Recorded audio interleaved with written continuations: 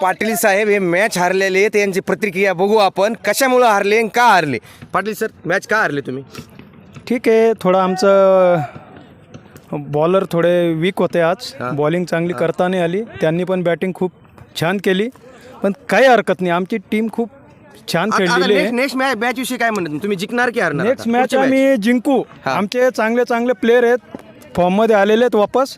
आमचा कल्पेश पाटील हा आमचा प्लस पॉईंट होता. हे कल्पेश पाटील ना? पण हे त्या मित्रांनो, पुढच्या मॅचमध्ये ते खूप काही छक्के चौक्यांची आतषबाजी करणार आहेत. पण आमचे रोहित पाटील हे आमचा प्लस बॅट्समन आहे. ओके ते खूप छान खेळणार आहेत असं त्यांनी आम्हाला रूममध्ये सांगितलं. Okay okay. आता कल्पेश सर, तुमचं म्हणणं काय? तुम्ही मॅच जिंकणार की हारणार? मारू म्हणा. आमचं आम्हाला गण आहे मॅच जिंकायचं.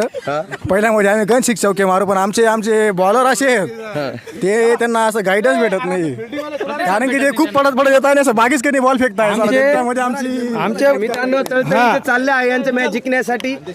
आमचे बॉलर इतकी ट्रेनिंग दिली. ह्या वेळेस आम्ही 10 बॉल न फेकता 6 बॉल फेकू असा प्रयत्न करू आम्ही.